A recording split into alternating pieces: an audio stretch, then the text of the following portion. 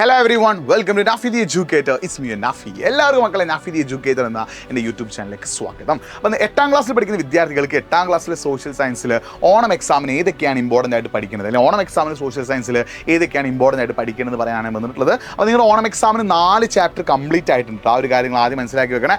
ഓണം എക്സാമിന് ആദ്യത്തെ 4 chapter full ആയിട്ടുണ്ട്.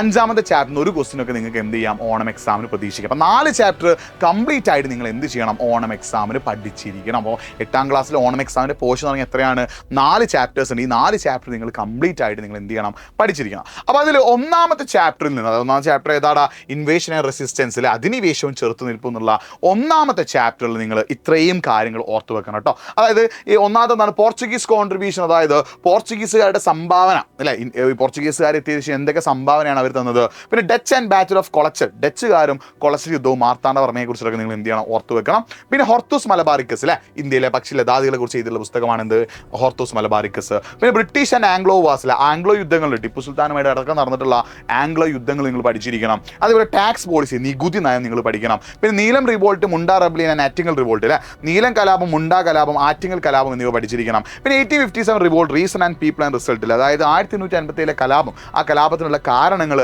ആ കലാപത്തിൻ്റെ ഫലങ്ങൾ, ആ കലാപത്തിലുള്ള പ്രധാനപ്പെട്ട ആളുകളുടെ പേരുകളൊക്കെ നിങ്ങൾ എന്ത് ചെയ്യണം, പഠിച്ചിരിക്കണം. ഇനി 2ാമത്തെ ചാപ്റ്റർ നിങ്ങൾ ഓർത്തു വെക്കേണ്ട എന്താണ്, എക്കണോമിക് പോളിസീസ് അഥവാ സാമ്പത്തിക നയങ്ങളാണ്. അന്ന് ഇന്ത്യയിൽ കൊണ്ടുവന്നുള്ള ദാദാഭായ് നവറോജിയുടെ ഡ്രെയിൻ തിയറി അഥവാ ചോർച്ച സിദ്ധാന്തം അടക്കമുള്ള എക്കണോമിക് പോളിസീസ് അഥവാ സാമ്പത്തിക നയങ്ങൾ, അന്നത്തെ ഇന്ത്യയിലെ പ്രധാനപ്പെട്ട ന്യൂസ് പേപ്പേഴ്സ് അഥവാ പത്രങ്ങളുടെ പേര്, പിന്നെ social reform movements and Rajaram Mohan Roy അല്ലെ, ഇന്ത്യയുടെ റിനൈസൻസ് അഥവാ നവോത്ഥാനത്തിൻ്റെ പിതാവ് എന്ന് വിളിക്കുന്ന ആരെയാണ്, രാജാറാം മോഹൻ റോയ് ആണ് അല്ലേ. ആ രാജാറാം മോഹൻ റോയും അതേപോലെ അന്ന് ഇന്ത്യയിൽ ഉണ്ടായിട്ടുള്ള ഫേമസ് ആയിട്ടുള്ള സോഷ്യൽ മൂവ്മെൻറ്റും. പിന്നെ ഏതാ, പൊളിറ്റിക്കൽ ഓർഗനൈസേഷൻ, അന്നത്തെ ഇന്ത്യയിലെ രാഷ്ട്രീയ സംഘടനകൾ, INC Indian National Congress, moderate and എക്സ്ട്രീമിസ്റ്റിൽ, അതായത് മിതവാദികളും തീവ്രവാദികളും, പിന്നെ ഹോം റൂൾ മൂവ്മെൻറ്റിൽ, എന്താണ് ഹോം റൂൾ പ്രസ്ഥാനം, ഓൾട്ടർനേറ്റീവ് ബദൽ പാതകൾ, ഇത്രയും നിങ്ങൾ എന്ത് ചെയ്യണം, പഠിച്ചിരിക്കണം. ഇതിൽ നിന്ന് ക്വസ്റ്റ്യൻസ് എക്സാമിന് എന്ത് ചെയ്യാൻ ചാൻസ് ഉണ്ട്, ചോദിക്കാൻ ചാൻസ് ഉണ്ട്.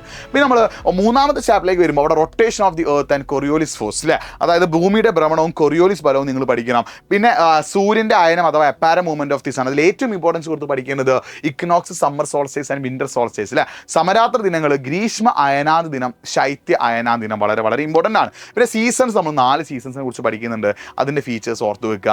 പിന്നെ ടൈമുകളുണ്ട്, local time, Greenwich time, standard time, Indian standard ടൈമിലെ പ്രാദേശിക സമയം, ഗ്രീനിച്ച് സമയം, ഇന്ത്യൻ സ്റ്റാൻഡേർഡ് സമയം. പിന്നെ അടുത്താണ് ഇത് ഇന്റർനാഷണൽ ഡേറ്റ് ലൈൻ അഥവാ അന്താരാഷ്ട്ര ദിനാങ്കരേഖ. ശ്രദ്ധിക്കണേ, ഇന്റർനാഷണൽ ഡേറ്റ് ലൈൻ അഥവാ അന്താരാഷ്ട്ര ദിനാങ്കരേഖ. ഇത്രയും ടോപ്പിക്കുകൾ നിങ്ങൾ എന്ത് ചെയ്യണം, പഠിച്ചിരിക്കും. ഈ 4ാമത്തെ ചാപ്റ്റർ ടോപ്പിക് ഏതൊക്കെയാണെന്ന് അറിയാൻ ആഗ്രഹമുണ്ടെങ്കിൽ നിങ്ങൾ എന്ത് ചെയ്യുക, ഐ നീഡ് ചാപ്റ്റർ 4 ടോപ്പിക്സ് എന്നുള്ള കാര്യം കൂടി നിങ്ങൾ എന്ത് ചെയ്യുക, ഒന്ന് കമൻറ്റ് ബോക്സ് ടൈപ്പ് ചെയ്യട്ടോ. അപ്പോൾ 4ാമത്തെ ചാപ്റ്റർ എന്തുണ്ട്, കംപ്ലീറ്റ് ആയിട്ട് പഠിക്കാനുണ്ട്. 5ാമത്തെ ചാപ്റ്റർ ഒരു ക്വസ്റ്റ്യൻ മാത്രമേ മിക്കവാറും നിങ്ങളുടെ ഓണം എക്സാമിന് ചോദിക്കാൻ ചാൻസ് ഉള്ളൂ. അപ്പോൾ ചാപ്റ്റർ 4ൽ നിന്ന് നിങ്ങൾക്ക് ഓണം എക്സാമിൻ്റെ ടോപ്പിക് അറിയാൻ ആഗ്രഹമുണ്ടെങ്കിൽ ഐ നീഡ് ചാപ്റ്റർ 4, എനിക്ക് 4ാമത്തെ ചാപ്റ്ററിലെ ഇമ്പോർട്ടൻറ്റ് ടോപ്പിക് അറിയാൻ ആഗ്രഹമുണ്ട്, നിങ്ങൾ എന്ത് ചെയ്യുക, ഒന്ന് കമൻറ്റ് ബോക്സിൽ ടൈപ്പ് ചെയ്യാം. അപ്പോൾ ഇത്തരം അപ്ഡേറ്റ്സിനായിട്ട് നാഫി ദി എഡ്യൂക്കേറ്റർ എന്ന യൂട്യൂബ് ചാനൽ സബ്സ്ക്രൈബ് ചെയ്ത് വെച്ചോ, മാക്സിമം ഫ്രണ്ട്സിലേക്ക് ലിങ്ക് ഒന്ന് ഷെയർ ചെയ്തോ. മറ്റൊരു വീഡിയോയുമായിട്ട് വീണ്ടും കാണാം. It's me Nafi signing off, by.